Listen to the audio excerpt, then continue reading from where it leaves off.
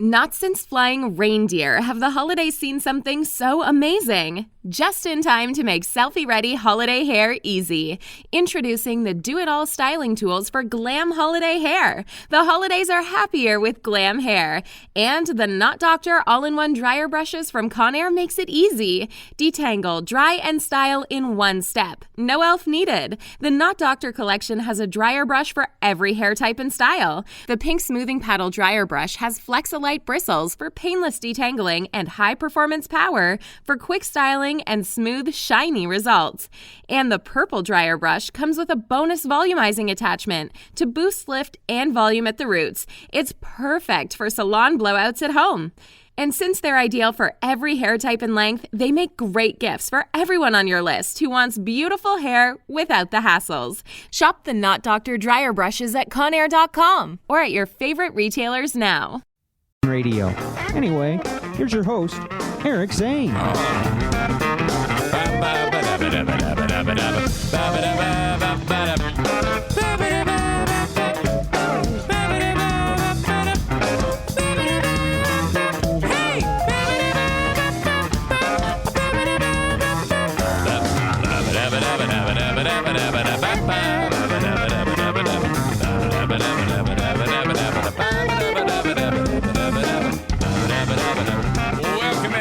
Show Podcast, the daily show where I discuss news, nonsense, and my personal adventures each and every weekday at about this same time.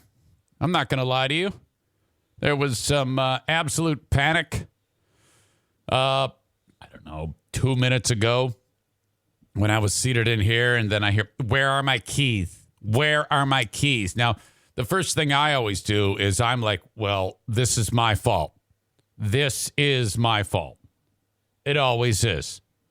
I know I did this. I just always feel guilty, and then I'm like, I couldn't tell you what I had for breakfast, let alone tell you where your keys are.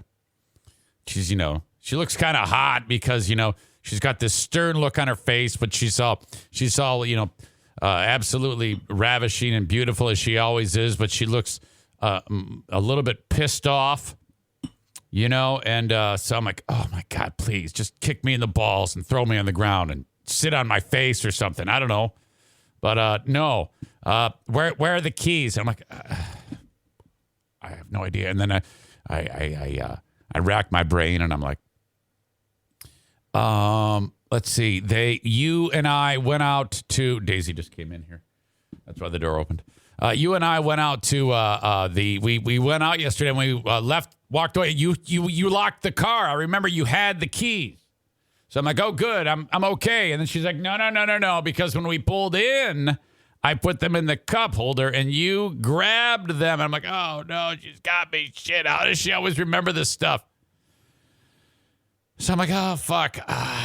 Okay. And then I turned my back, and this is in the in our bedroom, and then I turned back around. She's gone. She's vanished. Somehow she's just absconded. I don't know. And then all of a sudden, I follow her down, but she's vanished. And then I go, "Did you find him? Did you find him?" And then I hear, "She got him. She got him." It's the NFK, and I'm like, okay. And then I'm like, "Well, are you sure?" He goes, "Well, she walked out the door." Look, that doesn't necessarily mean she found them. And then sure enough, I hear the garage door open. I hear the car start up. It's like, my God, why would you not let me know that you found them? But she's gone. I see the usual smartasses implying I should have a key rack. That's our very own Ghislaine Maxwell, the Duchess of New Jersey. You hang the keys up. Yeah, we have a place where we keep our keys. You're not that brilliant, Ghislaine. Okay? We just don't put them there. So, okay. I swear to God, that all happened like a minute and a half ago. Right at the start of the show. Ghislaine, why are you calling Kate from New Jersey, Ghislaine Maxwell? Well, she and Dean are the Jeffrey Epstein / Ghislaine Maxwell of the audience. After the disgusting performance by Dean yesterday on the show, treating my nieces like shit and saying horrible things about them, that all came out. I don't think we'll have a problem anymore. And then Ghislaine getting on the phone with me and saying, oh, no, that was all acceptable. That was appropriate. That was all good. So these two are no doubt sex traffickers of children. We all know it. That's what we're dealing with. And so now they are known as the Jeffrey Epstein, Ghislaine Maxwell of the show. Dean, still convinced he's right, says they loved it. This is a sick couple right here, okay? These two are disgusting individuals. They loved it. No one loves it. When you're talking, that there's definitely zero satisfaction. Hang on, I got to get that door.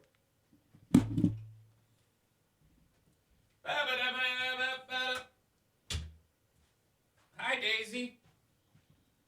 Hi, Daisy.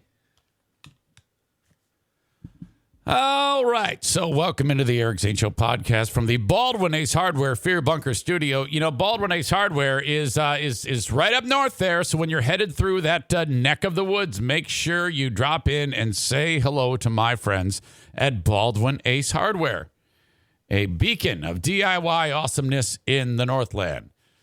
The show happens each and every morning on Twitch right here, twitch.tv/Eric Zane Live, or twitch.com/Eric Zane Live, Eric Zane Live, all one word.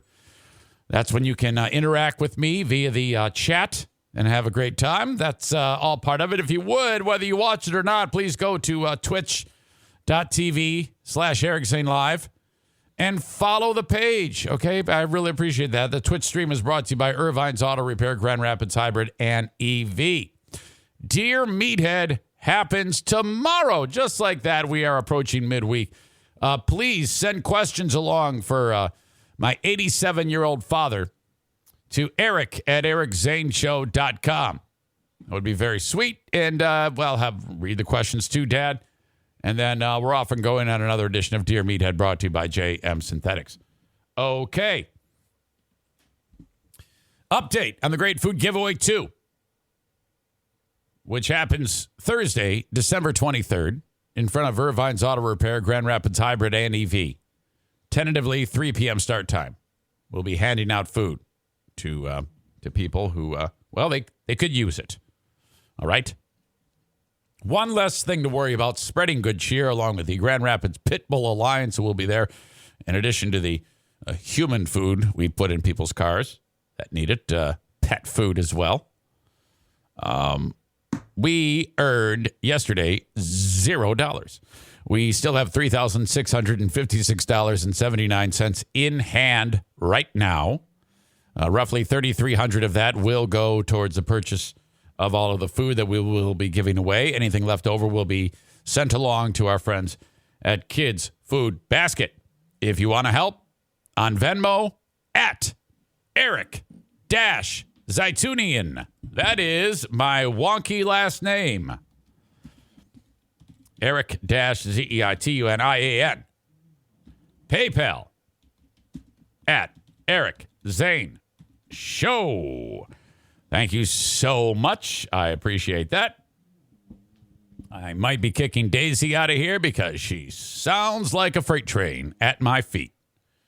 And it's always like, hey, we can't hear her, Eric. Yeah, I know. But one of my big pet peeves in the world is snoring. I hate snoring. If I am in the room with someone snoring or a pet, I'm stressed. I don't like it. There was one moment, as much as I hate to mention him, fucking Freebeer snores like a freight train. At least he did back then. We were in some town, one of those fucking market visits, or it was those stupid radio camps, which I hated. Yeah, we got to go to radio camp. What is it? Yeah, well, we sit down and jack off other radio shows. Oh, God. And this fucker, we hadn't yet gotten to a point where we could afford our own room, so it was me sharing the room with that fucking bitch. And he snores like you would not believe. And I got up, and then I'm like, well, what do I do? Sleep in the bathtub? I just got up. It was like 1 a.m. And I wandered down to like the lobby, sitting in a chair, trying to get comfortable. It was impossible. You fucking A, man. Yet another reason to hate that guy. Holy shit. I fear for his 18th future wife. Okay. Great flooring giveaway happens. I will name the next recipient on Monday. So in just under 1 week. If you still would like to write in a recipient's email, that could be you or someone you know, don't be shy about it. Eric@ericzaneshow.com. O'Neill, update. I talked about this on the Patreon yesterday. I do not F around when it comes to, I noticed something on my dogs. Anything at all, they go right to the vet. I do not dick around. And I noticed a lump on his back. So I'm like, all right, well, that's it. Reason why is because every time that I notice something on the dogs and then I take them in, it always works out to be something bad. Like that would kill them. And Diana always says, oh, they're fine. And they wouldn't be. If I didn't take them in and go with my instinct every time, we would have no pets. All right? All of these dogs and cats would be dead. I talked about this yesterday in the Patreon. So, like Daisy, she had that big lump on her leg, and it appeared out of nowhere. And I'm like, well, that's ridiculous. Maybe we should wait. They take a needle, and then they poke it, and then they draw a little bit of it out. And then they look at it under a microscope. They come walking back in. They go, yeah, that's cancer. Those are cancer cells. And they're like, oh, my God. I'm like, wow. So that was immediately caught, removed, no problem, no radiation needed, no special medicine for the dog because it was caught so early because of America's greatest pet owner. That would be yours truly. So if I detect anything, boom, they're going to the vet. And now Bruce, I'm like, holy shit. Oh, God. So good news. Everything's fine. By the way, this is they just added a new vet at Animal Medical Center of Wyoming where we've been taking our pets for years. And this is a free sponsorship mention for you. Yeah, I get no money for this. It's a little bit more expensive than the ghetto vet that you take your dog and cat to. But this is the premier place for pet care. Okay. It doesn't smell like a big bag of piss and shit when you walk in there. That's the first thing you'll notice. And, oh, my God, the thoroughness of these people. Incredible. So O'Neill is always happy and dopey. You know, he has no idea that he's in a place that bad things happen to animals sometimes. No idea. And so he's just looking around, and he's hit me with the paw, with his big, giant tennis racket-sized paw, playing with me. Like, hey, buddy. And then these two really nice ladies, the tech and the actual vet, forget her name, Dr. B something, begins with a B. And he's just like, oh, my God, girls. I love girls so much. Girls. And they're just loving him up. And he just got a bath, so he's all soft and smells good, and it's just perfect. And he's giving him the paw, and they're giving him treats. And they're like, oh, buddy. She does a full exam on him, and it's awesome. She goes, okay, well, I'm going to take him in the back. And the same thing we did with Daisy. I'm going to take a little bit of that, a little sample of what's on his back. And I'm like, I'm like, oh, God, fuck, I'm nervous. They bring him back. About 10, 15 minutes later, he's stressed. Oh, my God, they stabbed me in the back. You won't believe it's terrible. Holy shit. And, she goes, yeah, I couldn't get anything out of that. It appears to be like solid. I am 99% sure this is nothing bad, but I don't know what this is, Eric. She goes, so, I want you to come back in a few weeks and we'll check it again. Okay. She goes, it looks to be some type of inflammation. It might be a Dr. Pimple Popper size zit. It's red, too. So now, I hate those things, those videos. Some of you sick bastards watch those videos. Who knows what it is at this point, but he's fine. So that was a great relief. $130 later. There is a Frenchie meetup today. Sunday. Frenchie meetup. It's been a while since we've gone to the Frenchie meetup. Bruce will go. It's Christmas costume contest day. He is a reindeer with an actual Santa on his back. Can you imagine? I'm stoked. I'm talking hate listeners. I received correspondence. Okay, I talked about on Reddit, Sticks Swim Champ. That's his stupid Reddit name. Tough guy to figure out. He's talked shit about me, but I'm like, I can't figure out I'm pretty sure you hate listen. In fact, I know he hate listens.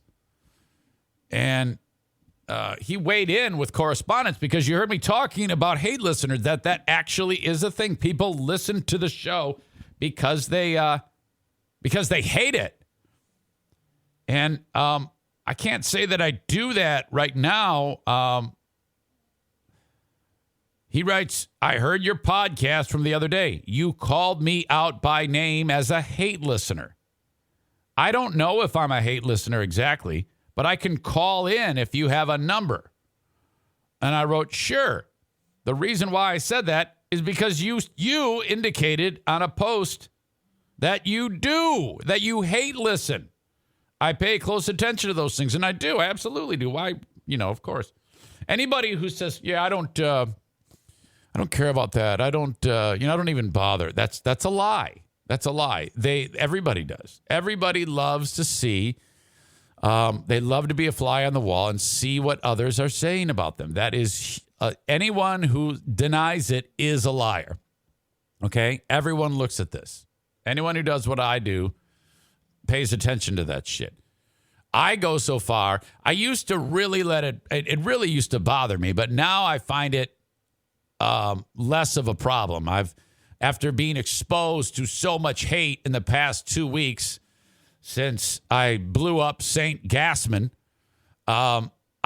it's not that much of a problem with that brainwashed bunch of fucking idiots. I wrote back. I go, you should be on my show, 8:30 a.m. today. Send me an email, and I will send you a link. Or give me your email here. You can even keep your camera off if you don't want me to see your face. I would love this. Have I heard from them yet? Let's see. No. A lot of these people get super shy. Talk shit. You say, all right, well, come on, let's talk about it. And then they get really, really, really shy. Happens quite regularly. A person named Kenny, not the Kenny, not video game Kenny, not my back Kenny. Different Kenny. Kenny who doesn't spell his name weird. He writes, I know I was asking for hate listeners for me. Okay. He listens to me, but hate listens my old show. And he's telling me about it. Well, I don't, anytime anyone wants to tell me something shitty about the Free Beer and Hot Wings show, well, I am all about that. I am not above that. Saying you're being petty. Yes, of course I am. Why wouldn't I? Eric, I am almost at the stage of hate listen to Free Beer and Hot Wings. I've been listening since the arrival in Grand Rapids in 2004. This current show sucks. Now, I'm going to interrupt his email. Many people love the show the way it is. You're going to get a mixed bag. they are getting a lot of new listeners. Okay, they're what you call like turning over the audience. A lot of the audience that liked the old show won't listen to the new show. They are attracting like the Ace and TJ audience now, which is another radio show that theirs is currently crafted after. Young, 30 and under women is what the target audience is now for that show.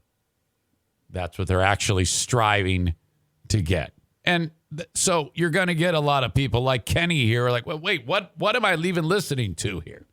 This is what they're trying to do. I know this. This current show sucks.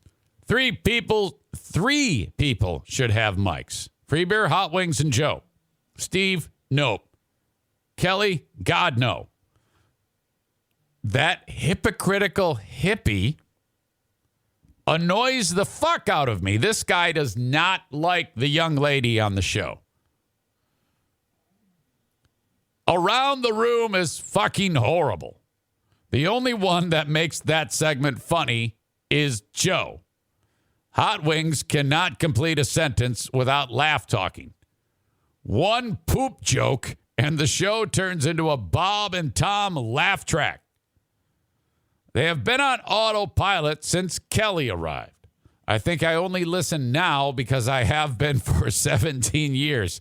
I find myself laughing at how bad it is and not entertaining. The fact that nothing has been said since the Ashley interview tells you everything you need to know about that show. Stay out of trouble, punch in, go home, wash, rinse, repeat, and the content over the last 3-ish years reflects that. Sign, Kenny. Okay?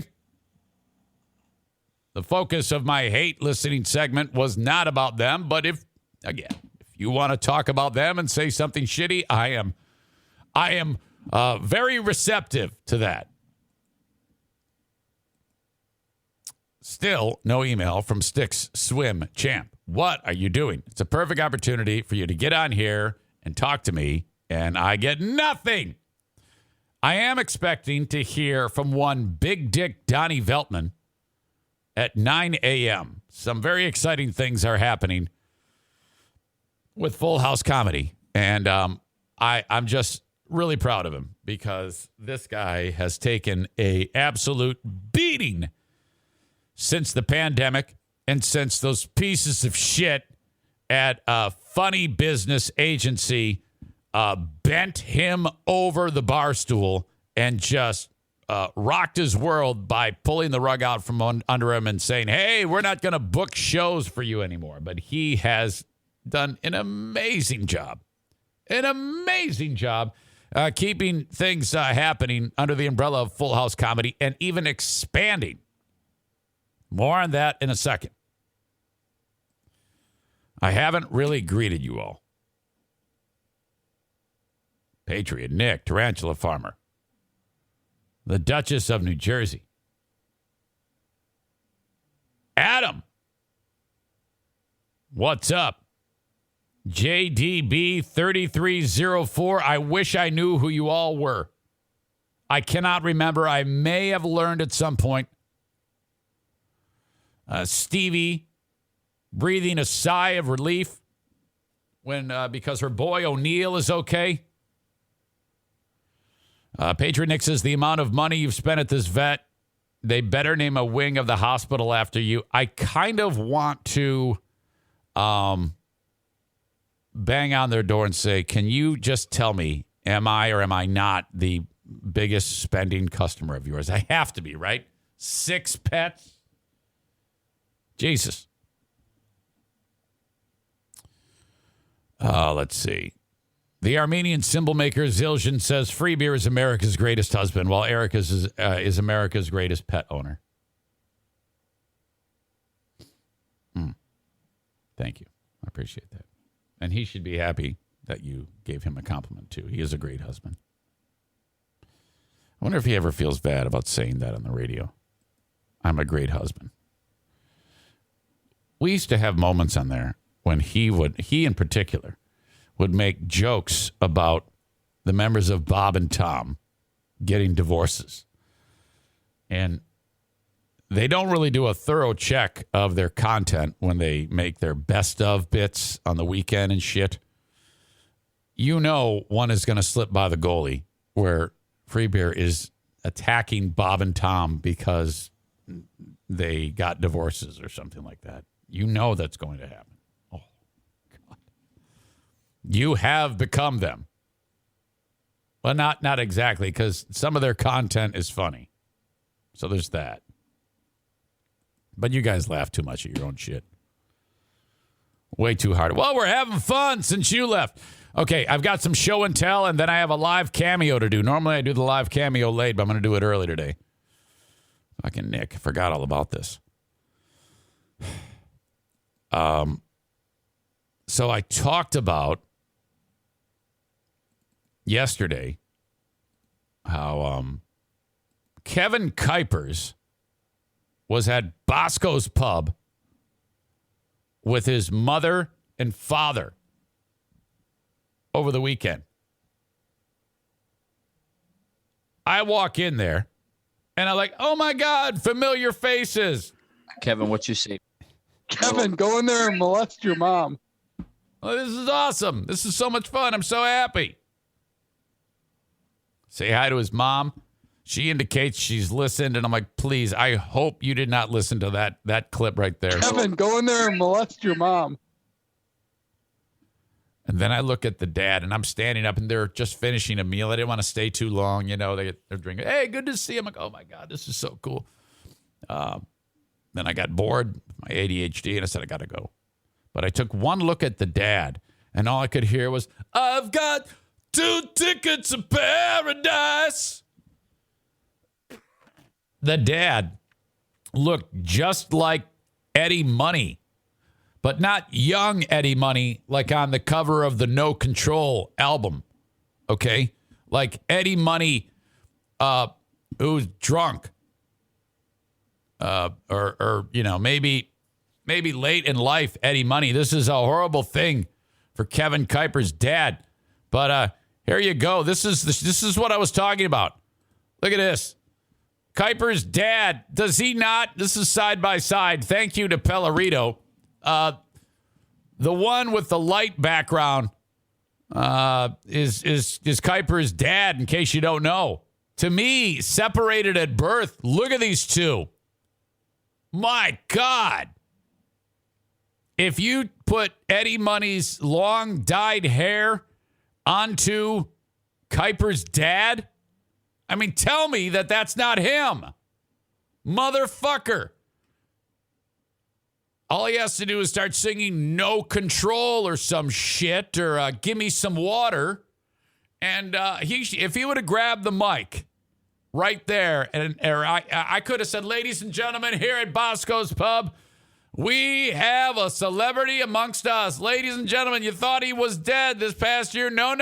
Eddie Money. I got no control. No control. No control. No control. I don't know. Maybe I'm off on this. The Armenian symbol maker says he's about 50 pounds heavier, though. What a come on now. Weird. They look alike, but I think in that picture, Eddie Money is probably 75 years old. Kuiper's dad is like 30. I told you. That's what I got into the show yesterday. I said, oh, my God, he absolutely looks like him. So thank you to Pellerito for giving me the side-by-side. So Eddie Kuipers is now his name. I have more show and tell to share with you. I can't remember if I even talked about this. But the fucking Keurig coffee maker at our house, you put the water into it, and then, but, you know, what always happens is the NFK, after he uses it, he doesn't like just use it and walk away. He wants to be helpful, and he fills it up.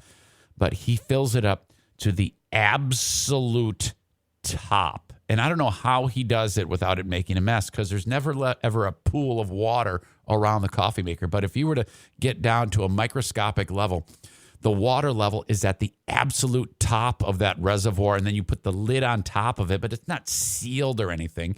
So if you even move that thing in any way, a fucking Poseidon Adventure level wave is going to come out of that thing and just go all down the side, onto the counter, go underneath the fucking thing. Then you have to lift it up. The bottom is wet, and it's hard to wipe that off because it's fucking heavy. And you got to lift it. It's a pain in the ass just because he fucking fills it up too high. I say, hey, buddy, how are you? Not bad. Well, can you do me a favor?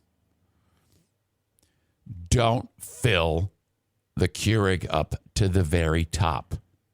Give me a little room here, like an inch or two. Because when I move it, the water comes flying out of it. Okay. And every time he does, okay, he actually says it like that. Okay. I'm annoyed that you're telling me what to do. Suck my dick. That's what he's saying. Okay. He might as well just say, hey, why are you always fucking bitching at me? And I just get the impression that it just didn't stick. Like the first time I asked that fucker to wipe his hands off, wipe the peanut butter off his hands before he touches the cabinet when he's making a fucking sandwich, that didn't stick. And he went, okay. I had to get the fucking proof, take the picture of the cabinet the next time he did it with that remember all that peanut butter on there? And I go, dude, this is what you're doing. Jesus Christ. He didn't sound British. So, okay. Now, I didn't want to go the route of taking a picture. But what I did do yesterday, when it happened again, or Sunday, lifted the reservoir out after it makes a huge mess. I dump it out, and then I went over and I got a couple of Sharpies. Okay? And this is what I did to make this point. This is what I did on the side of my Keurig. I actually drew a fill line. Yes. My God. So up here, this is where he fills it. See that crevice right there? And this line?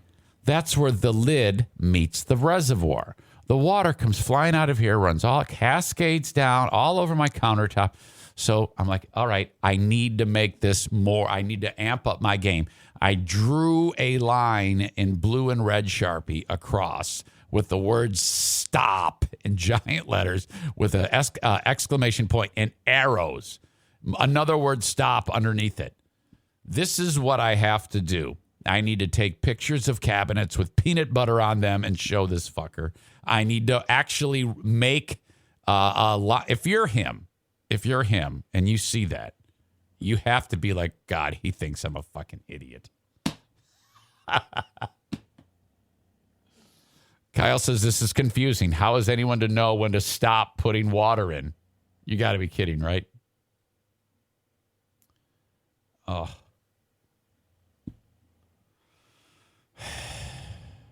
My life in the Eric Zane Show Podcast household. Adnan says, I'm convinced he's just messing with you at this point. My house could very feasibly be just notes everywhere. A big sign on the toilet, clean off shit. You couldn't print a sign on the computer. Your handwriting is atrocious. What the fuck? Is it supposed to look good? It's STOP. Are you expecting calligraphy on the side of it? And I had to color it practically on the side of a Keurig reservoir. Can you not? Okay, let me ask you this, Schaefer. Can you read it? Yes or no? Cedar Springs, it might be no.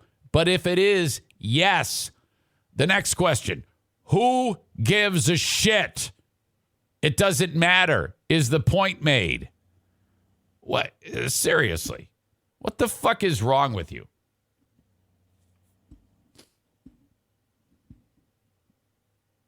Yes, we are. You need to make it look good. No, it doesn't need to look good. I'm not care about that. Just kidding, man. Easy, Trigger. Oh, shut up. Shut your mouth. You should try to write nice and neatly. Now you guys are actually trying to piss me off. Just shut your mouths, okay? Shut up there. Holy shit. All right, let's do a cameo. Cameo for Nick. Last week, I don't know what podcast it was, whether it was this one or the Patreon. The amazing story about how Michigan now, coming up in May, I learned, every single person who owns a car is going to get a $400 rebate check for auto insurance. And I pointed out that this is another great effort by the governor of Michigan. Honestly, one of the greatest jobs at being governor ever in the history of the United States has been this display put on by Governor Whitmer. First of all of the shelter-in-place orders, which should still be in place now, were enacted by her. And if it wasn't for the stupid legislature neutering her, we would be in a lot better spot health-wise with this ridiculous pandemic. Right now, the center of the pandemic universe is not some shitty third world country. It's Michigan, USA, because of all of you morons. All right? That's the truth. And, great resistance has been met because from all of you liberty-loving patriots, and she has effectively been snipped of her powers, and that is unfortunate. So I talked about that, as well as the amazing effort by her to rebate us all this money, $400 per vehicle. That is spectacular. And then right away, all of you flag-waving, let's go, Brandon dicks, then dropped, well, yeah, it's an election year. Right. Exactly. Yes, that's what you do. You do try to get reelected. So I'm just so happy that we have this election year. Remember, vote Whitmer. Everyone within the sound of my voice must vote for Gretchen Whitmer. There is a smell of dog fart in this room that is distracting me as we speak. I bring all this up because asshole Patriot Nick gave me $15 as he writes, cameo roasting stretching Gretchen Whitmer. You dick.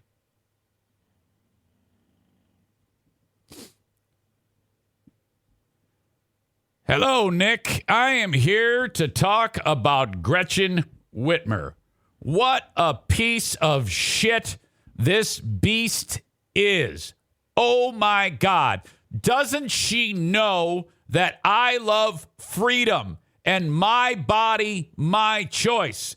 No one is going to tell me, a stupid fuck, what to do with my body, because I am a liberty-loving, knuckle-dragging, giant-toothed, bark-gnawing son of a bitch, okay?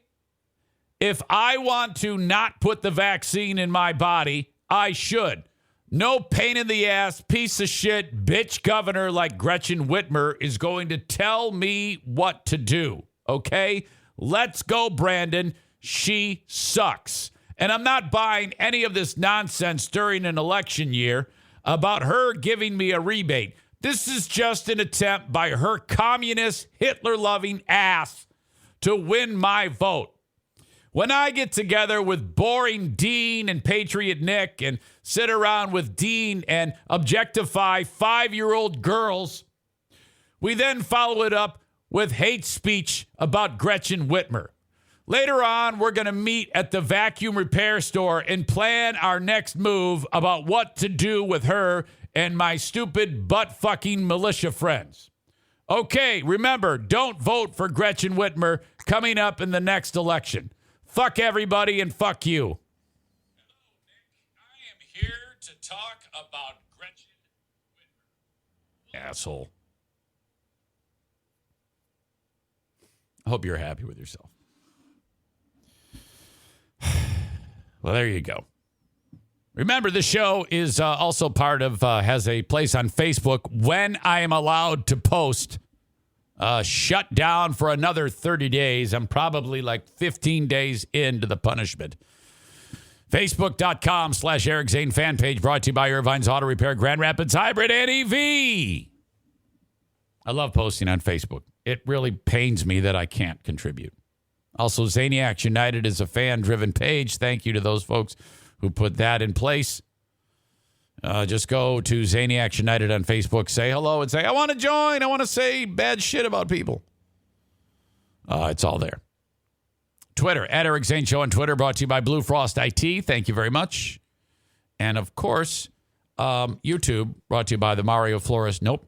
YouTube, brought to you by Frank the Tank Fuss, licensed independent insurance brokers/agent, 616-914-4070. The open of the show. All of that, including Kevin Kuiper's dad looking like Eddie Money, is brought to you this time around by JM Synthetics. Give the gift of Amsoil for Christmas. Go to jmsynthetics.com, shop by product, shop by piece of equipment you're buying for, truck, heavy duty, whatever. ATV, snowmobile, chainsaw, it's all there. Pick out what you want. Call or text Jason, 616-747-0233. 616-747-0233 for JM Synthetics. Thank you so much to them. If you want to give somebody a gift of lube for the holidays, jmsynthetics.com, and everything that you buy from JM Synthetics, 5% of that cost gets returned to the Great Food Giveaway number 2. That is so kind. Thank you. Jason, I just got another $50 donation from him because of purchases made by all of you. 616-747-0233. A&E Heating and Cooling reminds you that it is never too late to get your furnace tuned up. Oh, man. You're waiting on the first bill from the gas company. It's going to be Steve. Steve, 616-51. I said Steve. 616-516-8579 for A&E Heating and Cooling. 616-516-8579. When you get that thing tuned up, it'll be running much more efficiently than what you have had. So even if it's just 1 year, if you got it tuned up last year but not this year, it's going to drop efficiency because it spends all the cold months, burning things in there. And that leads to soot, dust, debris, kind of piling up on various sensors and things like that. It's just kind of a shit show. You need it cleaned, okay? 616-516-8579. And if you ever need an after-hours service call, this is who you reach out to. And if you need a new furnace installed, they will install a Comfort Maker brand, which is the best in the business, the Cadillac, if you will, in the industry. Stand by.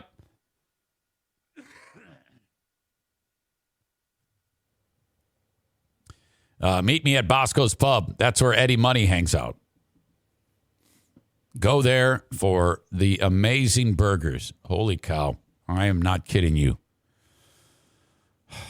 Just absolutely incredible. Zeke is the chef. And Zeke just crushes it, man.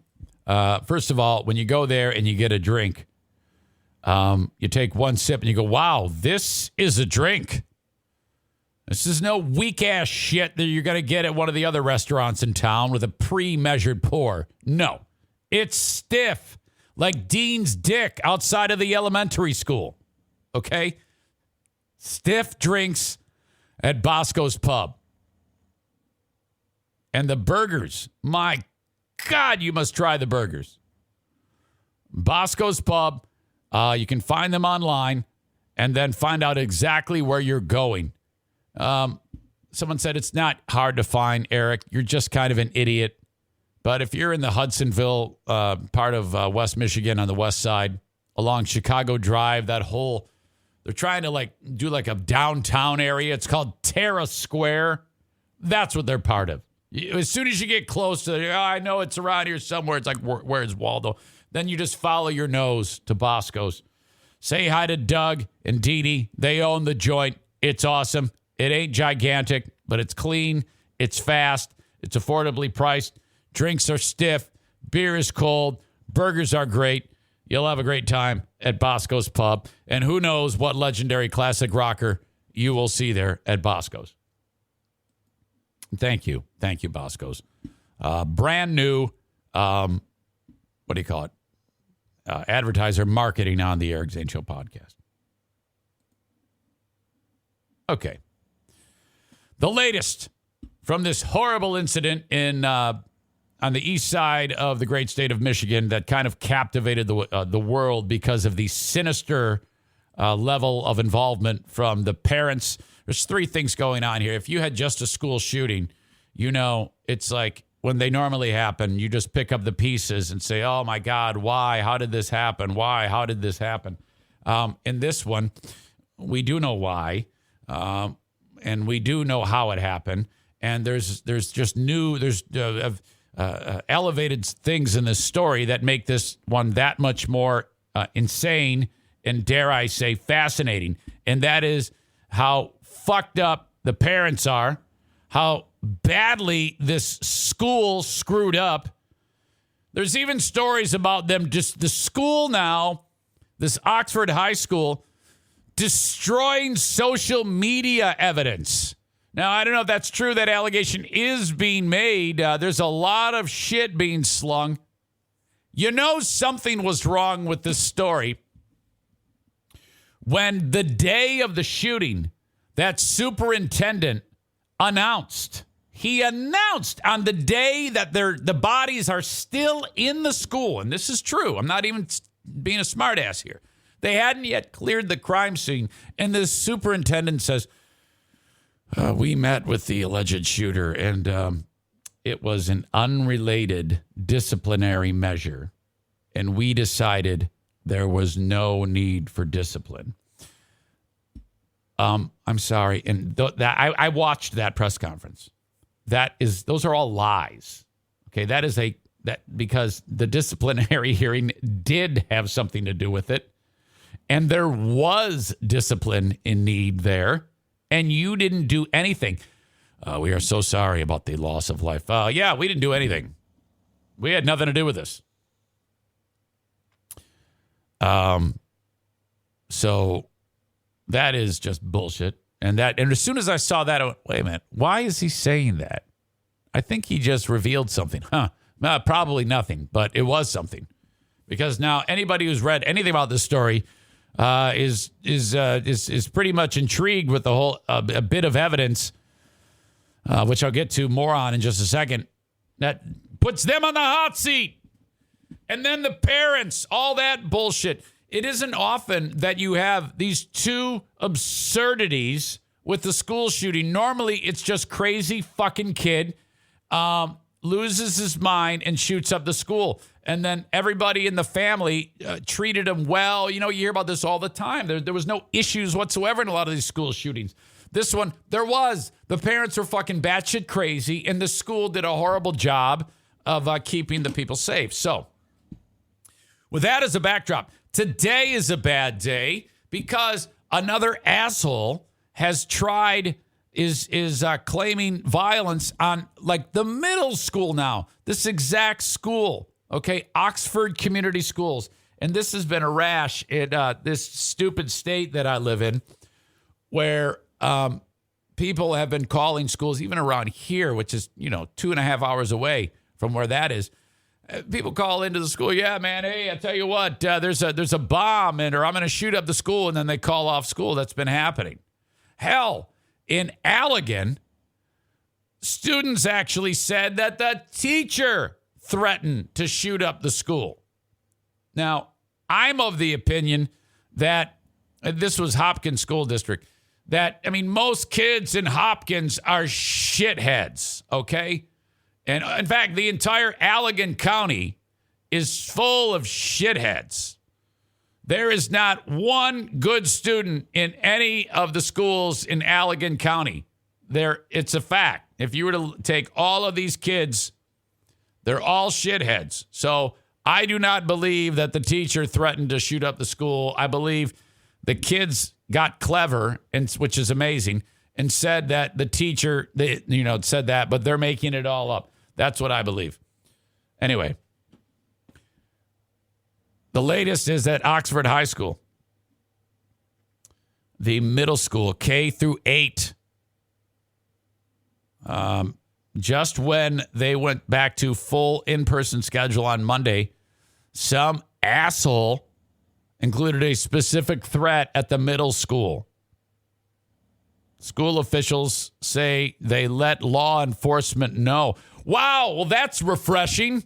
The school officials at Oxford decided to, err on the side of caution this time, as opposed to, when they had Crumley sitting with them with the gun sticking out of the backpack. It wasn't even in the backpack. It was in the mesh. You could actually see the gun. That may not be true. I might be making that up. Might as well, who knows? We don't have all the facts.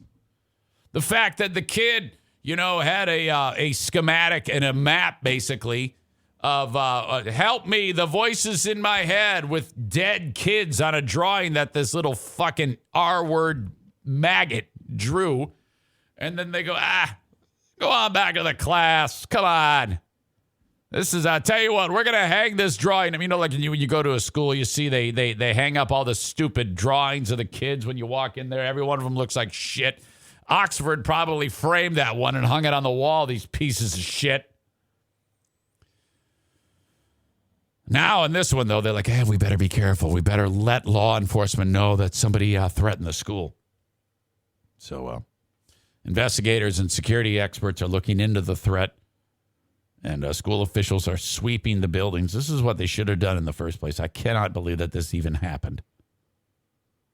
Meanwhile, did you hear that the mom and dad have two high-priced lawyers? I mean, I don't know how these two pieces of shit got money, but I think they have money.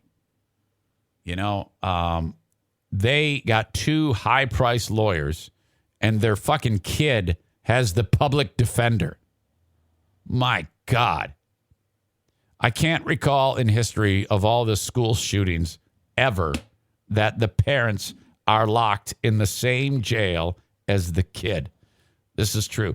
And prosecutors are saying they are not done with the school. Someone at the school may have, because of their inaction, may have put themselves in jeopardy of charges. What? Oh, my God.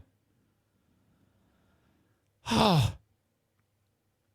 Mom and dad are in court today for a probable cause hearing. And this article calls it a tragedy. I hate the use of tragedy. Tragedy, to me, is like accident. Okay? They need to use words like massacre and attack because that's what it was, not a tragedy. A tragedy is, like when a plane goes down because of a mechanical failure. That's a tragedy. When a little fuck walks through the school shooting kids, that's not a tragedy. That is an attack. Just the name Crumley. It sounds like a name that should be a family of shitheads. The Crumley family. They've pleaded not guilty to 4 counts of involuntary manslaughter. They each face a maximum prison sentence of 60 years and maximum fines of $30,000 if convicted on all 4 counts of involuntary manslaughter. The court will hear testimony to determine whether there is enough probable cause to proceed to trial. According to WDIV-TV, it is possible that additional charges could be filed against these two pieces of shit. Tate Meir, Hannah St. Juliana, Madison Baldwin, and Justin Schilling killed in the shooting 2 weeks ago. 6 other students and 1 teacher were injured in the incident. Prosecutors say James Crumbly bought the pistol for the little shit days before the massacre. Mom and dad have been held at the same jail as their piece of shit son. The parents may not be the last to face charges in connection with the school shooting. School officials are being investigated for possible failures at taking steps to protect other students. The attorney for one of the 2 parents is the same person who represented Larry Nasser.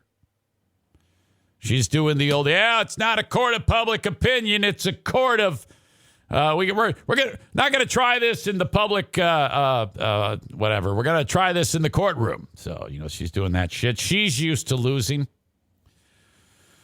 The prosecutor told CNN that during the meeting that the parents did not attempt. Okay, let me back up here. This is key. According to Karen McDonald, the Oakland County prosecutor, on the day of the shooting, a teacher noticed the disturbing drawing by Ethan. It depicted a semi-automatic handgun pointing at the words, "The thoughts won't stop, help me," and a drawing of a bullet with blood everywhere written above it. I hate to bring this point up every time, but what happened to zero tolerance? Remember that? What happened there? How did all of these, and it wasn't, you hear about the most slight reference to any type of violence, and usually the school behaves so swiftly and thoroughly and gets the kid out of the school that parents are usually like, well, come on, that's you're overstepping. And then everybody goes, well, it's zero tolerance. For once, we don't need zero tolerance. We actually have a blueprint of death here and a trove of online proof from this kid that he planned it. And you went, nah, how?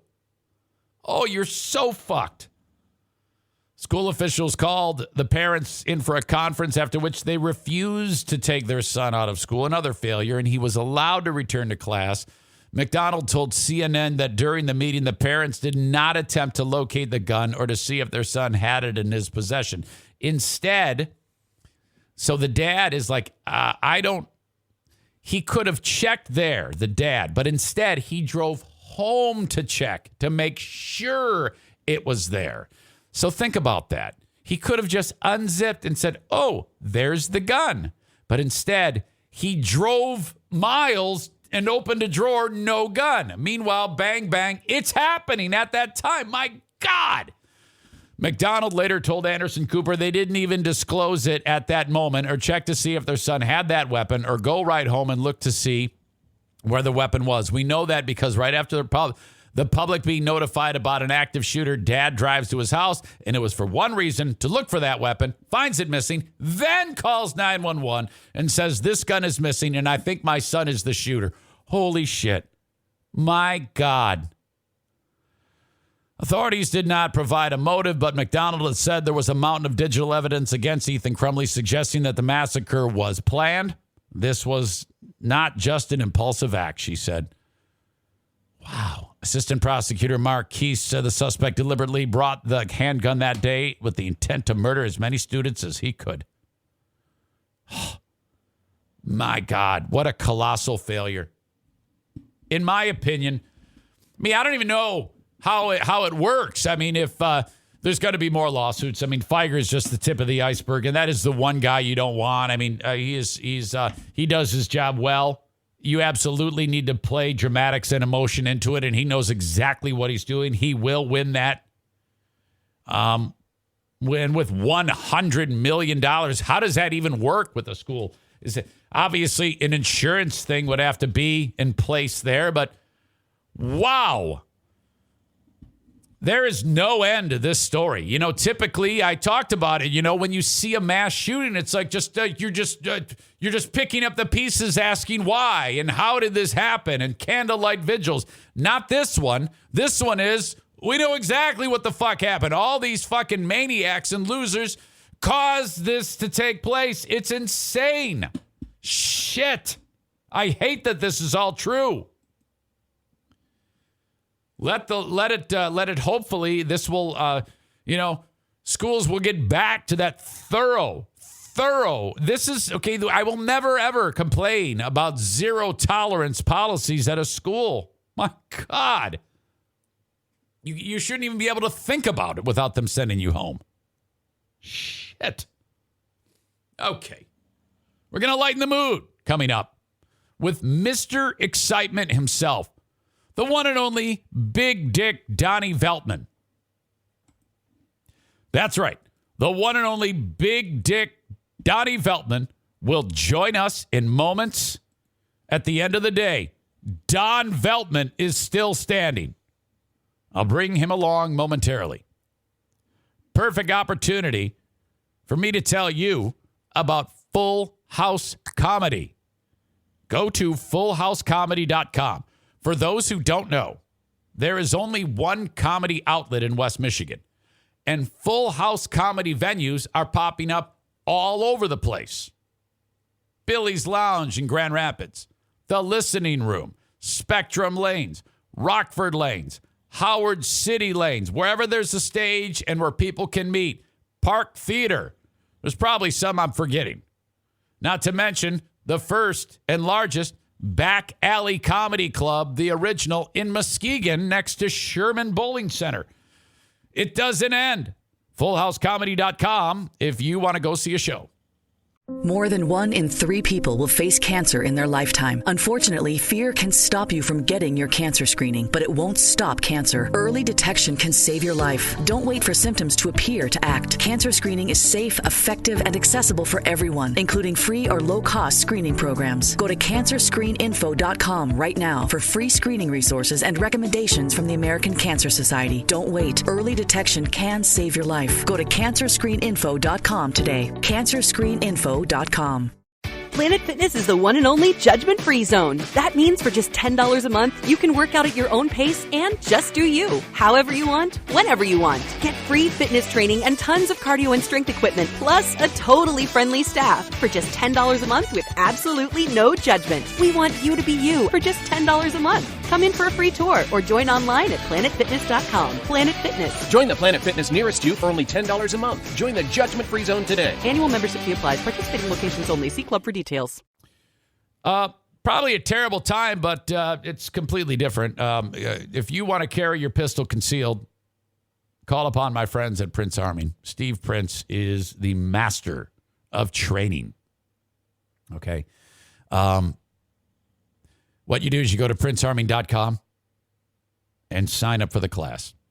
I am boldly proclaiming that you should be able to carry your pistol concealed, despite that horrible story that we had before. 2 entirely different things. Every rule of gun safety was broken in the Crumley household. If you take the class at Prince Arming, you would never dream of behaving the way the Crumleys did. Unless you're a crazy asshole. PrinceArming.com. You got a class coming up in January. The class will set you back $125, 8 hours of your time, and then you will have the certification you need to carry your pistol concealed. And everyone should. 616-204-1705. Call or text if you want to sign up for the class in West Michigan.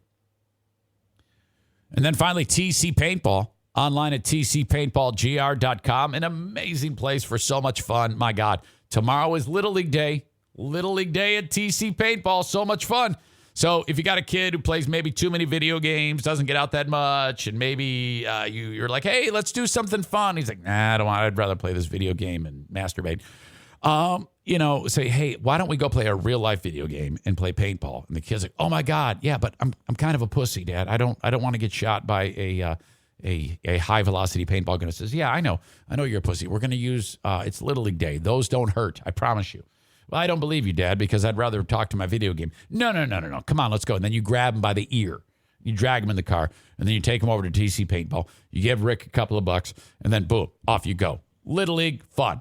Adults can play with the kids. Or if the big boys want to get together and play, that's fine too. Or maybe if you have a kid, it's not a pussy, the Tarantula Farmers kids. you can just use the stuff that the big boys use. Walk in, fill out waiver, pay money, play paintball for 3 hours. Love it, love it, love it. TCPaintballGR.com. It has been too long since we have featured this legend. Ladies and gentlemen, from Hawaii, is that right? Yeah, I'm in Hawaii. Hey, do me a favor. Back up 1.5 feet. My camera setup is weird. Actually, tilt your camera up a little. Yes, now I see. I know it seems counterintuitive, but now you're framed up nicer. First of all, what the hell are you doing in Hawaii, Don? Just family vacation, just getting away. Now, wasn't there a monsoon or something that hit when you were there? Yeah, pretty much right as we got here. It was Kona low, and it swept through, and it rained basically we got here not last Friday, the previous Friday, and it rained pretty much through Tuesday, Wednesday. There was flash flood warnings. It was state of emergency. Were you concerned that you'd have to take shelter or some shit? It was actually getting to that point, yeah, because we're in a low-lying area, so it was starting to get to that point. Is it not just after 4 a.m. there right now? It is. It's just after 4 a.m. Why did you agree to do this? I gave you a perfect out. We didn't have to do this. Why did you agree to do this? I'm not sure why I agreed to. In retrospect, as I was waking up this morning, I was like, I don't know why I did this. Yeah, I tried to talk you out of it. I said, you don't have to do that. I mean, we can reconvene at a later date, but if you really want to. But I think you were fired up at the time, right? I was. Yeah, I think I was pretty fired up. Got some good things going. So I was pretty excited about it. And then, the alarm hit at 3:40 a.m. And then I'm curious what I'm listening to your show beforehand. I get to follow. At least you transitioned with the TC paintball ad there, that at least there was some transition where I didn't go straight in after. About school shooting. School shooting. Yeah. Come on. I'm sitting there listening to this and I'm like, oh, this is awesome. This is like when you go up after a comic that absolutely bombed and awesome. Thanks for setting me up, Eric. Well, Don, I'm curious. A fired up Don Veltman, I think was that fired up when I was talking to you? Is that the most fired up you get? Because no offense, but you're not exactly a excitable one. Probably the last time that I was on was probably the most fired up I've been. And that was when Funny Business Agency pulled the rug out from under you. Yeah. Okay. All right. Well, you know what? You're very consistent, Don, and that's key because you've had some times in the past 2 years where you could very easily have gotten too low, and thank God you didn't. So that's very, very good. I'm glad that you are still slugging. Thank you. Hey, are you on a Facebook ban or something? Yeah. Well, actually, I am on a Facebook ban, but the show doesn't appear live anymore on Facebook. Okay. I do it here now.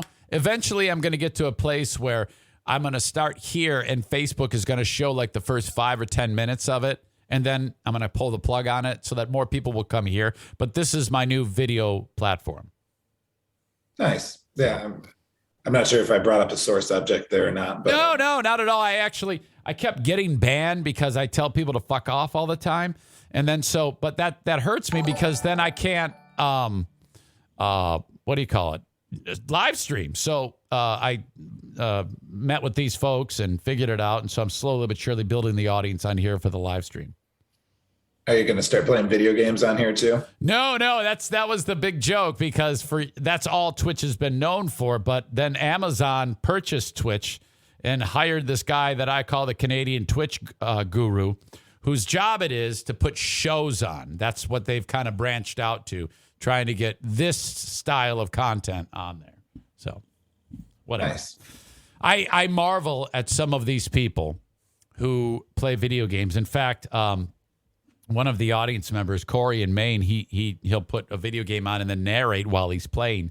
And I'll see these people that have 100,000 people watching, and I'm like, What a horrible way to live, to watch some fucking nerd play a video game. That seems ridiculous to me. Yeah, my son watches that at times, so yeah. A lot of times it's like this weird, I think the ones he watches might be on YouTube, but it's like this British guy with this annoying as hell voice. Oh man, it drives me nuts. I would rather my children watch pornography than video games. I would feel better about them going to the website sexyamputees.com than watching video games. I'm going to need to look that up now, probably. See if that really exists. Okay, good. I'm laughing at my own joke, but I think that's funny. But anyway, the reason why you wanted to get on here is because now, after the dust has settled, you are the big swinging dick in comedy in Grand Rapids. Well, in my opinion, you were in the first place. You were kind of like circling around Dr. Grins. And I know that you don't have any problem with them, but still, it's competition. You want to squash them like a bug because as quick as they're gone, that means you're wide open in the end zone. And you've done it, Don. Yeah, that's a tough one because the way it all went down with them, and I mean, people lost jobs and whatnot. So I mean, there's you can hire them. You can hire them. Let's open that up for any people. January 1, you're losing a job because Dr. Grins went belly up. There are many venues that you can work at. You just need to contact fullhousecomedy.com. Right? Fair enough. Okay. This has to be, like you said, bittersweet because of that reason. But when you think about it, you having the Booker funny business agency who you would pay these people to book shows for you, correct? Yeah. They pulled the rug out from under you because they were afraid that you were like eating away at Dr. Grins. Is that what we were able to figure out? I mean, that was always the vibe that I got. I couldn't really come up with anything else. Nothing else really made sense. So, I can't say that was or wasn't the case, but nothing else really makes a lot of sense. Well, you were unceremoniously it was taken away from you, the opportunity. So you, at that point, now you have a pandemic, and I don't even know what stage of the pandemic we were in terms of crowds. If that wasn't bad enough, you have no way to get shows. Yeah, it was right as we were coming out. So the announcement had been made that we were coming out. We had it was a pretty short notice, actually. I think it was just like a couple weeks notice that we had. So that's basically right as that was happening is when I found out. So yeah, that was rough. That wasn't the greatest timing. I take it back. I think the most I ever saw you fired up was when you figured out on your own that you had all of the tools necessary to not need the booker. You discovered that on your own, correct? Yeah. How did that happen? I basically had to. It was sink or swim at that point. And, there was that brief period of time where I was like, fuck it, I'm sinking. I think I can say that on Twitch, right? Sure, you can say whatever you want. Yeah. So, it kind of was at that point for a little while. And I was like, shit, I got to try to swim. That fight or flight kind of sinks in and you're either going to drown or swim. So I tried to start swimming and found out that I'm fucking Michael Phelps in comedy, I guess. Yes, because you figured out, hey, I don't even need this fucking booker. I've got enough inroads because I've been doing this for long enough. I'll just do it myself, booking the shows, which normally is a huge burden on one's time. And sometimes it's tough to get the right comics on there. But you've fucking figured it out. And in fact, I think this is a perfect opportunity, to take a look at what you have going on, because I see a number of amazing shows coming that you are extremely stoked about. Isn't that right, Don? Yeah, definitely.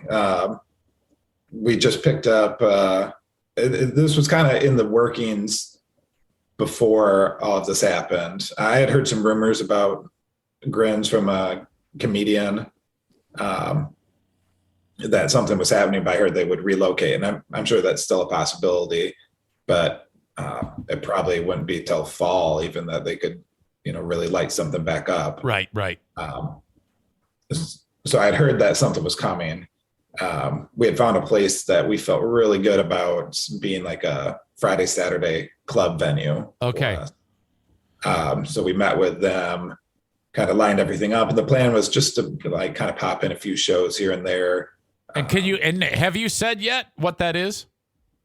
I haven't said it on here, but yeah, we have said it online. We've got shows popping up there. It's at Creston Brewery. Okay. They've hosted Laugh Fest shows. They have a beautiful second story venue that is just amazing. We actually have a show there. We had this one show that was planned before this all happened. Chris Porter. Yep, I see that. Friday. So, but then while I was in Hawaii, I got the call from a comedian friend that was scheduled at Grins, and he said, "Hey, they're canceling everybody. I just got canceled." Wow. So they're not going to be obviously doing shows this winter, spring. So at that point, I kind of jumped in and got a hold of Creston Brewery and said, "Hey, we should go now." Right. So that January 14th, we'll have shows pretty much every week. Well, yeah, every weekend except for Laugh Fest. So let me get this straight. Pandemic, lose booking agency, change name of venue company from Back Alley Comedy Club to Full House Comedy. Now it's an umbrella business with numerous venues, correct? Correct.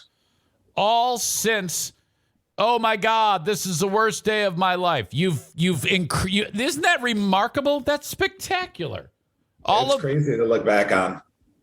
Yeah. Most businesses in the pandemic that require people to stay afloat don't become a region-wide monopoly.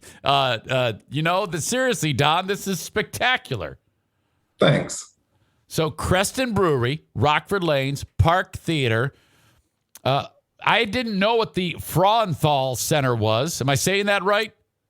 Yeah, the Frauenthal Center. It's theater in Muskegon. We have got some bigger theater shows. Yeah. In the works. Michael Winslow is going to be there January 6th and 7th. He's on the 6th, and then on the 7th, he's at the Park Theater. Yeah, of course, Howard City Lanes. We all know that. You can stand next to the ATM and do comedy. Yeah. You've got a Full House comedy venue in Traverse City, Michigan, Don. That's more like a partner club. So I think you've had Mike Jeter on before. Yep. If not, you should. That's a club that he pretty much set up, and there's nice. Stuart Lazar is the owner up there, but it's a great routing opportunity. Like, I love working with other Michigan clubs to route people through it. I mean, it's just better for all of us. Yep. So what happens is competition for me.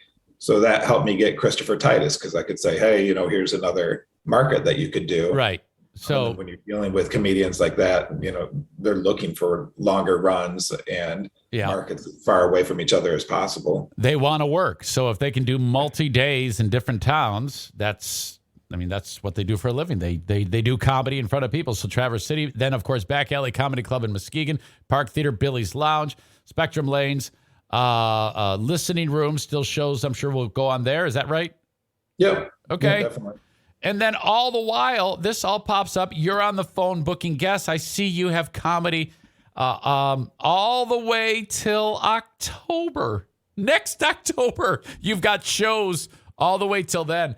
And it's oh my God, I'm so proud of you. It's a who's who of great comedy.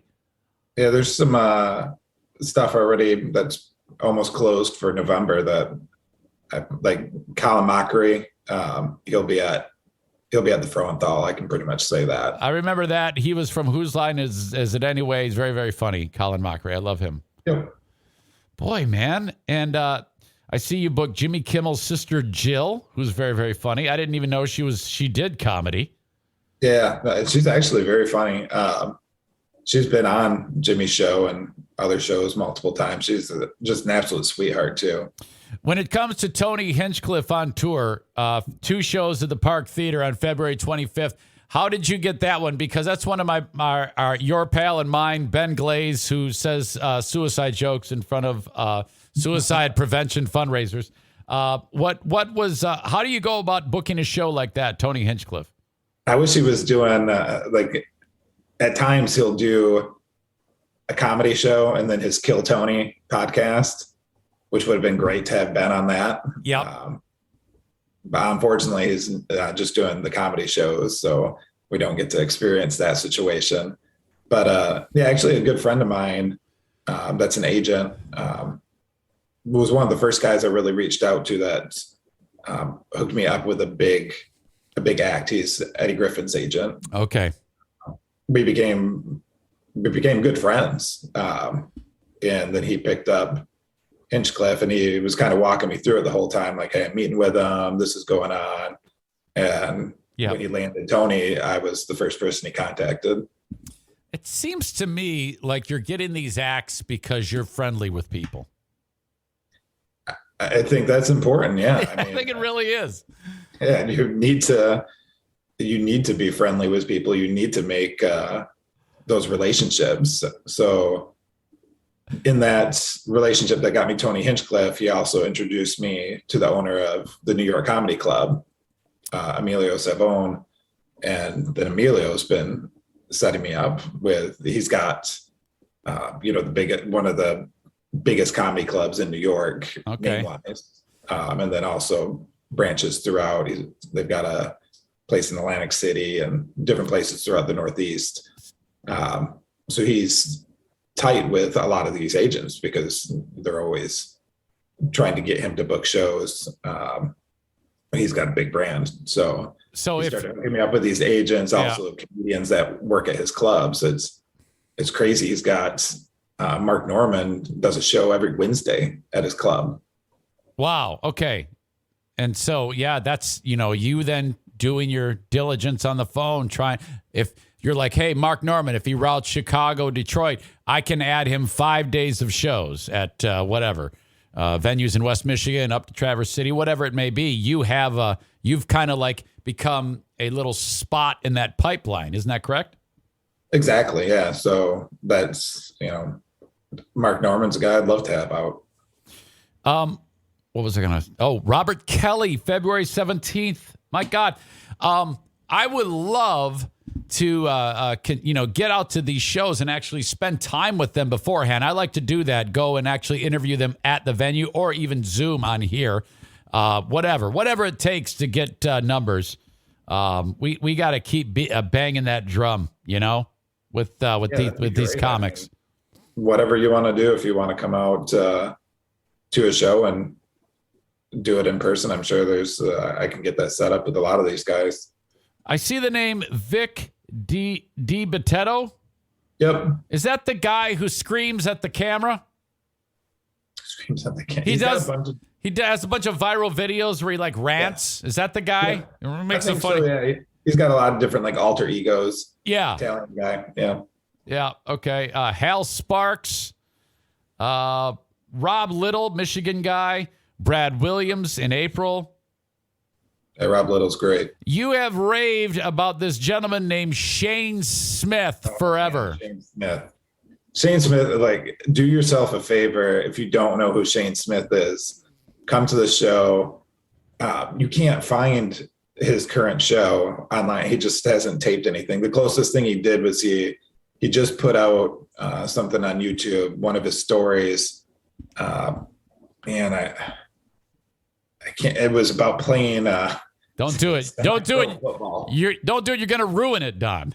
No, you're not going to ruin it because I don't even think he's doing this one in his show. But when he was just out, he had these 4 stories and he used to open for Bert Kreischer. And I told him, I said, man, you should put the stories that you just told, you should have those on YouTube, man, because these stories are better than Kreitcher's The Machine story. And I'm not just saying that. Like, I was in tears, like the entire show. Like, the show consisted of basically two different stories that went on for, probably an hour and 15 minutes. And literally, I'm just in tears the whole time. The first one that he was telling about his murderer, his attempted murderer, like, he's about 10, 15 minutes into it, and his best friend is his opening act. Yeah. And I know a lot of this stuff is based in truth, usually. A lot of comedy is based in truth. So I went to his friend and I said, I know a lot of this stuff's based in truth. Like, how true is this story? Because this is crazy. Yeah. It's 100% true, and it hasn't even got crazy yet. Wow. Yes. Yes. Right. It hadn't gotten crazy yet. It's funny because I've talked to you about this before, and you said, I know this is legit because what you described to me a day and a half ago was exactly what you just said, which means it really stuck with you. And you indicated to me that of 2 shows he did, he told 4 stories, and that was his act. 2 in one show, 2 more in the other show. Yeah, and everybody loved it. Absolutely. We're just dying. I love that. I love that type of comedy the most. And because that's, I guess, a hard thing to do. Not all comedians will do that. Just tell you a fucking story for an hour and a half or however long. To be able to keep it funny all the way through. Like, the only time I've really seen something like that is Kreitcher with some of his stories. And I feel like Shane's one of those kind of generational storytellers. That's just a tough. Yeah. That's a tough act right there, to do just some stories, especially to do two stories for right over an hour.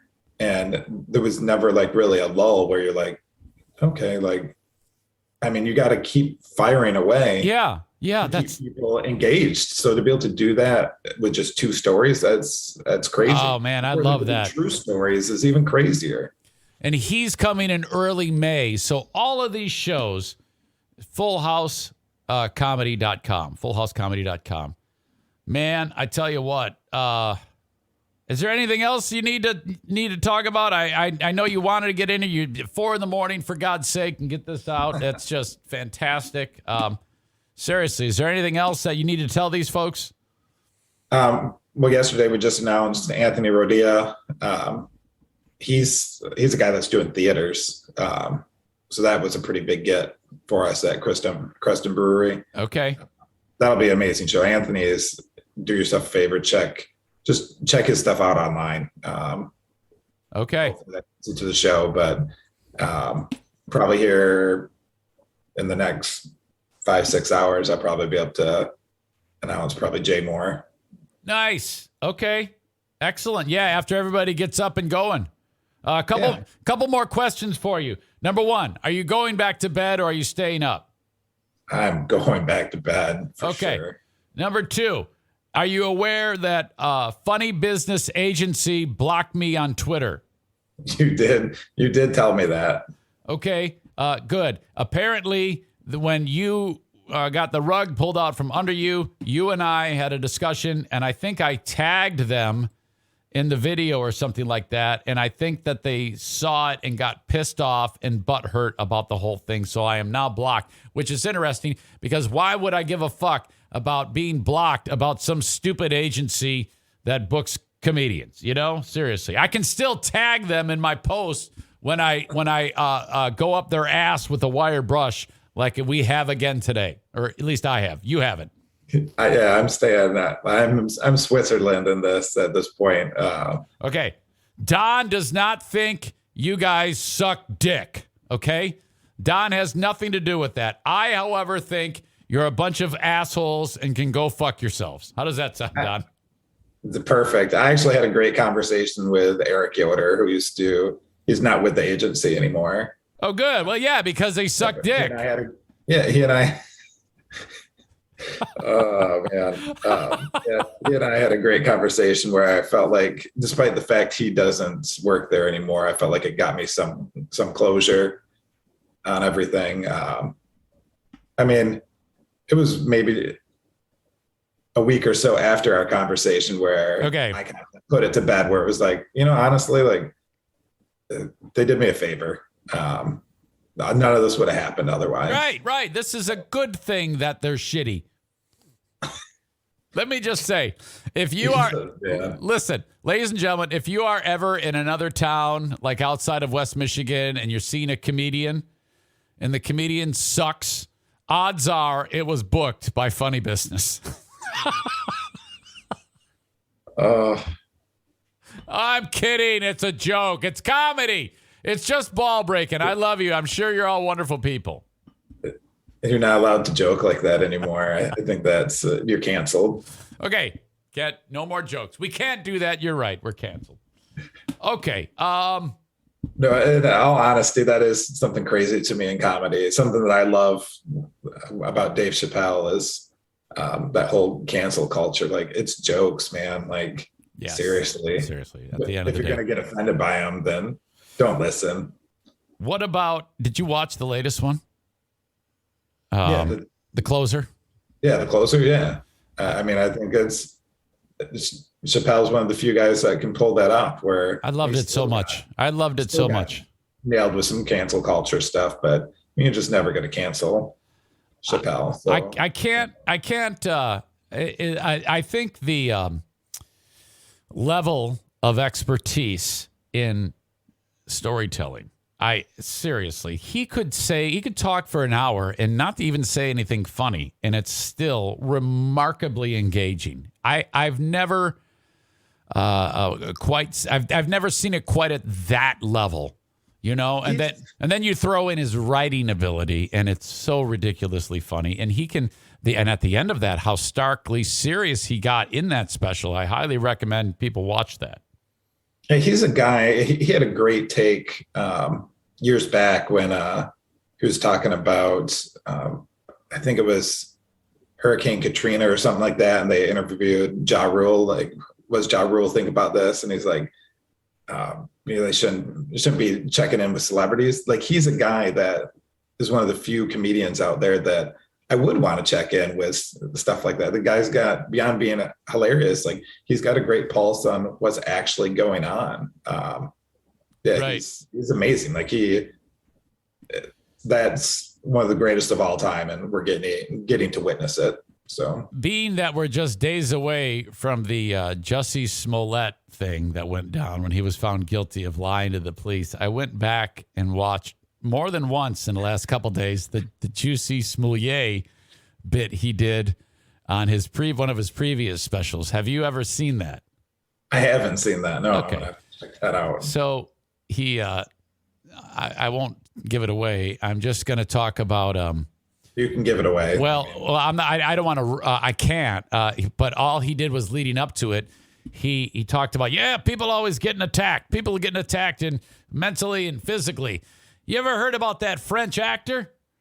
Oh, my God, it was horrible. That very famous French actor, Jussie Smollett, who was attacked. And then everybody in the crowd, it was right at the height of being exposed that this was a lie, okay?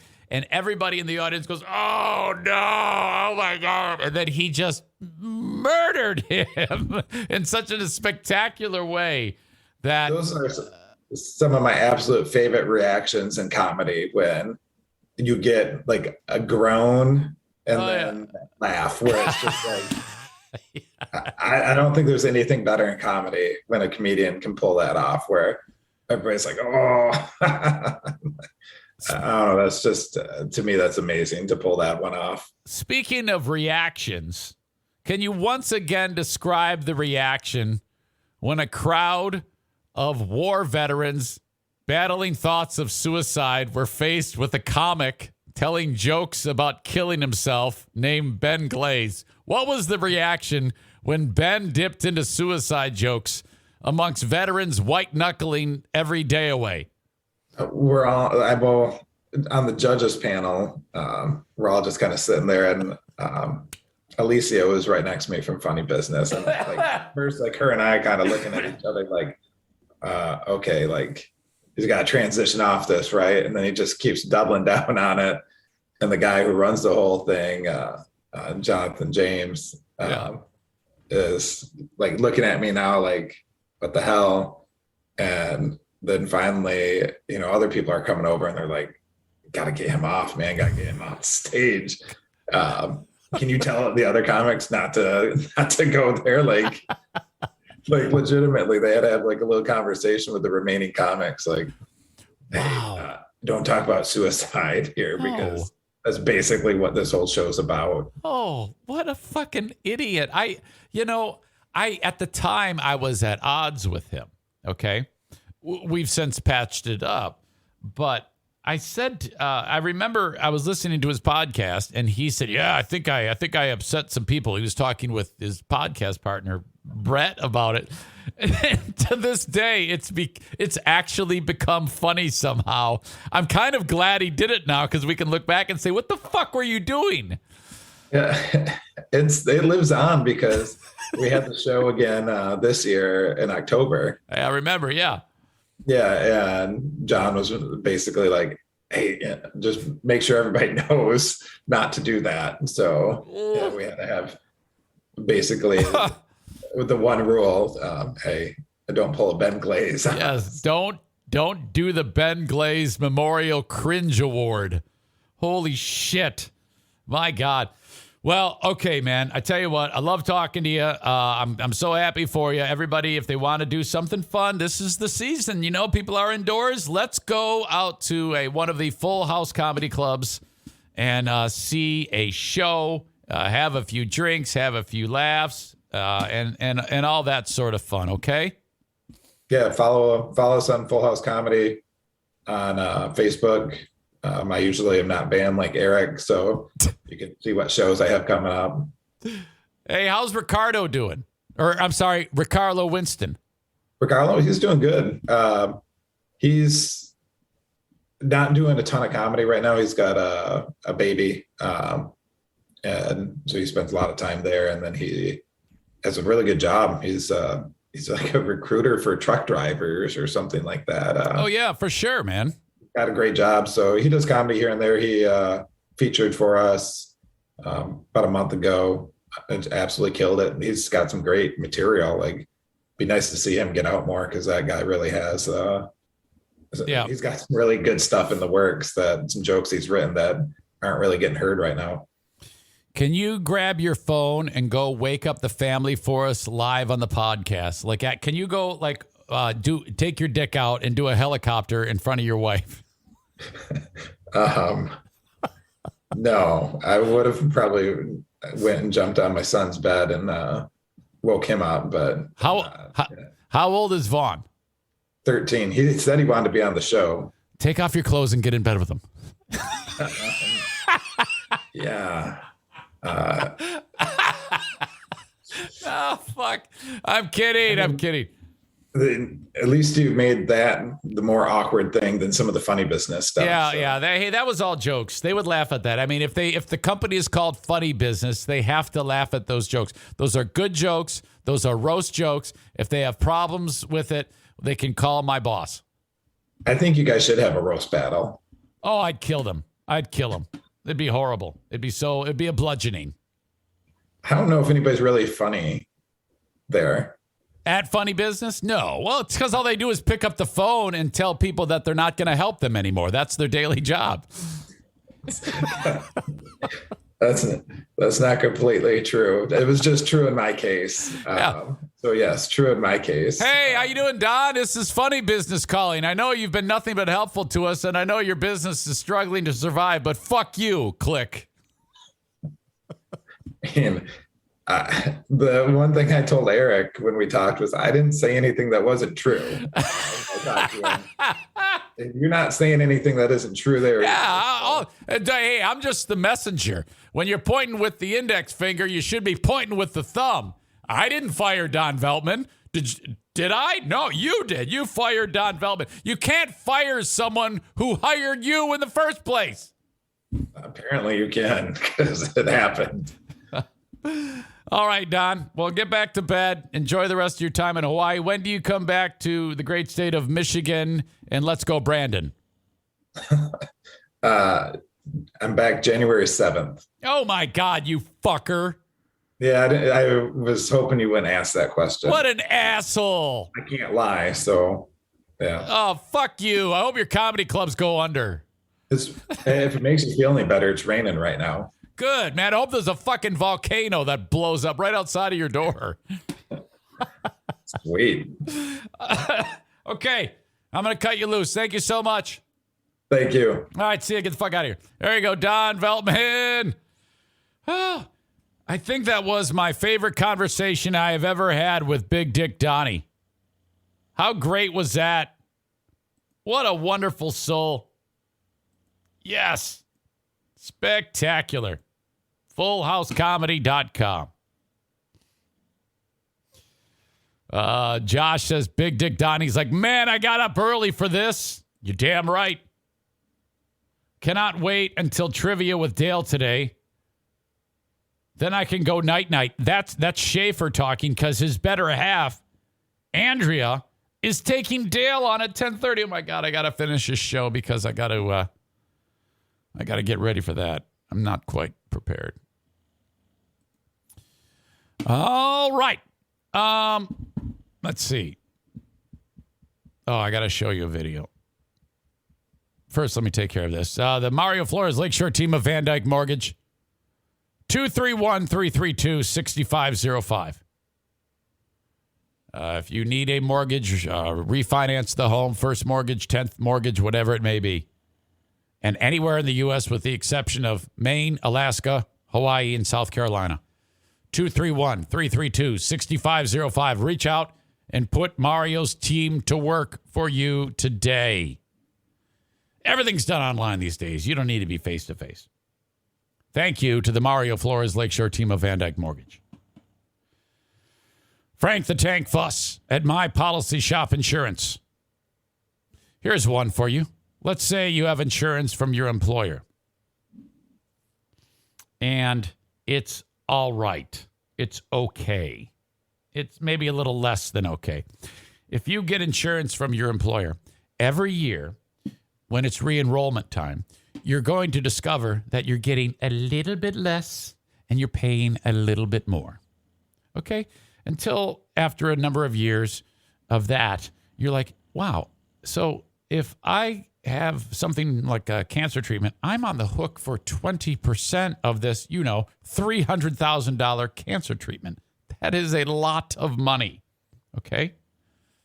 You have an option.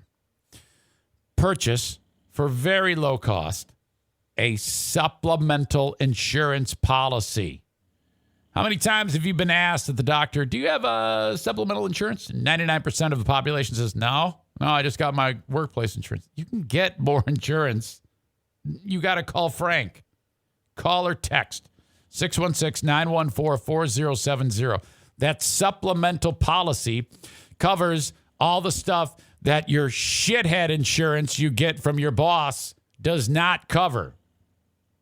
And it's like very inexpensive. Would you at least call or text Frank to get more info about it? For Frank's efforts, you pay him nothing, not a thing.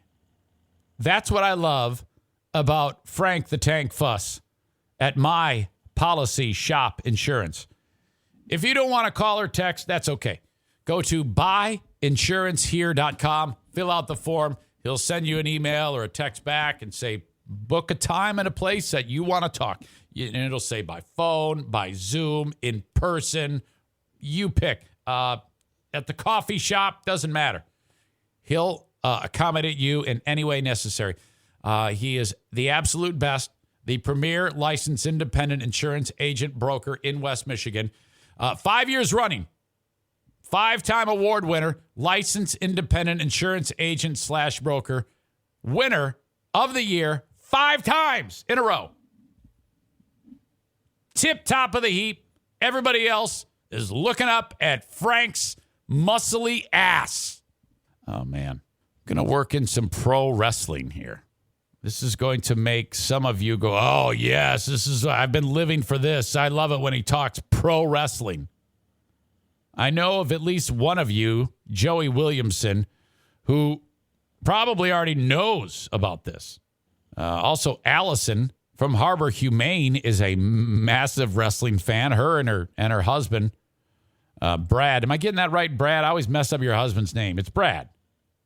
The wrestler known as Hannibal and also Blood Hunter has been banned from an independent professional wrestling promotion.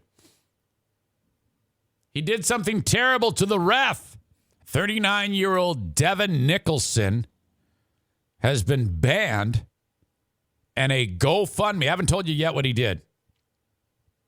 A GoFundMe has been set up for the ref. Right now, $4,653 of the $10,000 needed to pay for the ref's medical bills. What in the world is happening here?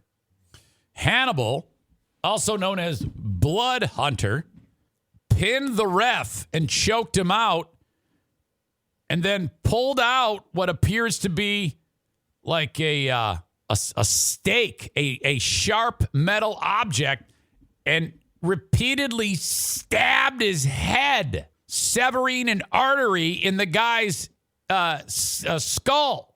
Holy shit. Now, I'm not even sure. Well, I mean, you never know what is what in wrestling, but first of all, let's take a look at this. This is Hannibal himself stabbing this fucking ref. Here's the cameraman. You see all these people around. You know, typical independent scene. Probably this event, you know how it is in independent wrestling. They always take place in places like a daycare or, maybe at the local Tractor Supply, or perhaps a fucking Hobby Lobby parking lot, something like that. You know, it doesn't matter as long as they can get the ring up. Let's watch. Oh, God. Did he just... Hold on a second here. Let me make sure I got everything I need. Let me make sure I have everything I need, because I'm known to screw the audio on these up or not have the video and shit like that. Nick says independent is another word for trailer park wrestling. All right, let's get into this shit.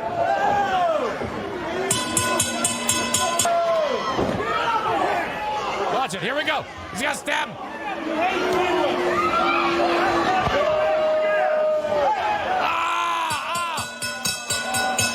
Oh, no. Okay. Not only is he stabbing him, he's sucking the blood out. Did you see that? Oh, they cut away. Why did they cut away?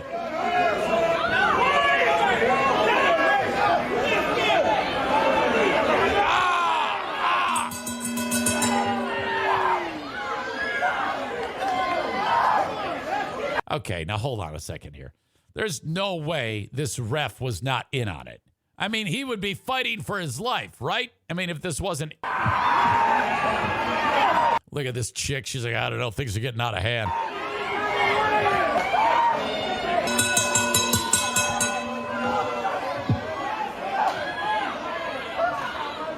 What a shit show.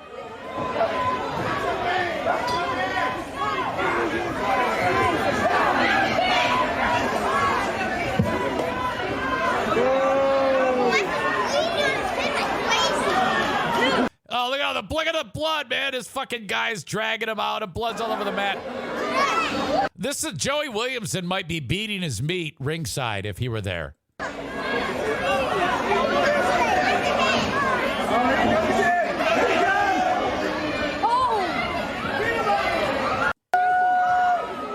hold on a second. What the hell happened? Oh, no! He hit him with the belt! Motherfucker! I don't know why this guy is getting banned. This is the best showmanship I have ever seen. The ref is clearly in on it.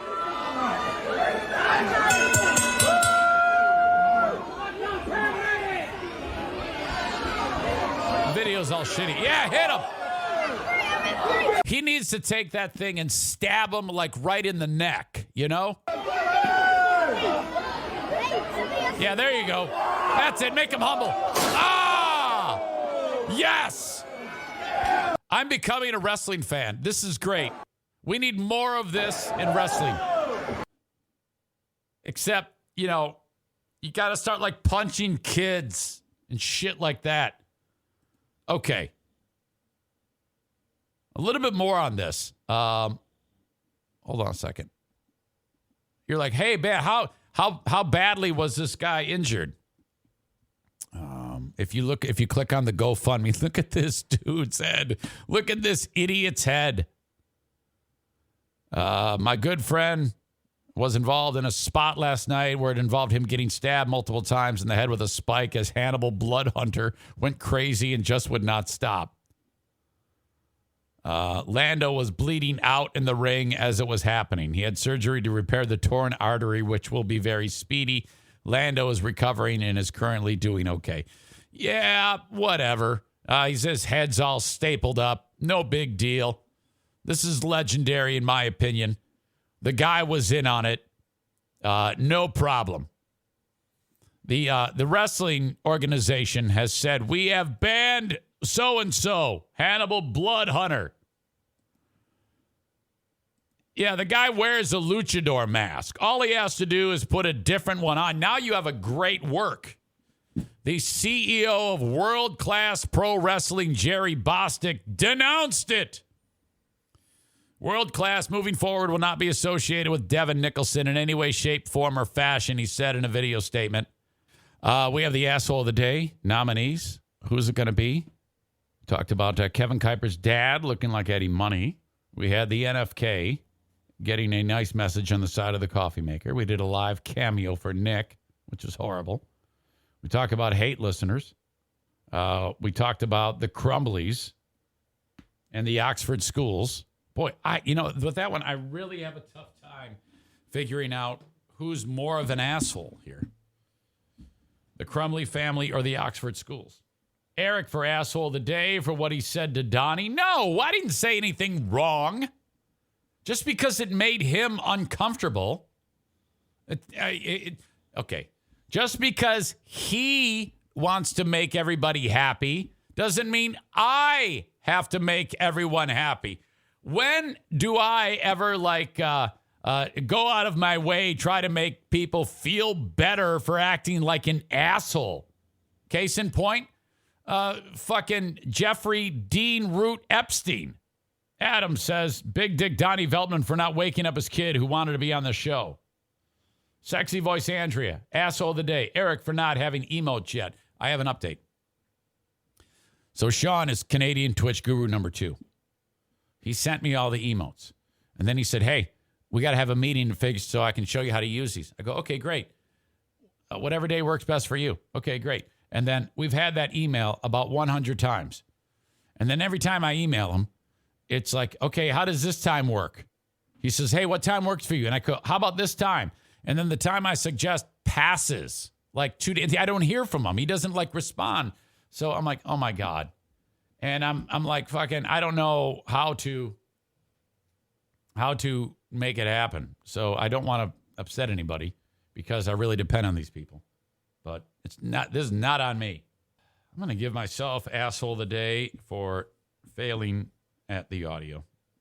Doesn't do much for helping momentum on the show. I'm embarrassed by that. That's why I'm giving myself asshole of the day. It's very embarrassing. Fuck. Ah, well, maybe one day I'll get it right. Thank you, folks. I appreciate you. We're going to do Smarter Than a Former Drug Dealer Trivia at 10:30. Please join me on Patreon, patreon.com/Eric Zane. And that's always a good time. Dale will take on sexy voice Andrea and in trivia, and that is 29 minutes away. So if you want, go to patreon.com/Eric Zane. Eric Zane, all one word, for my Patreon. That's going to put the wraps on today's show. Thank you, folks. I appreciate you. Bye-bye.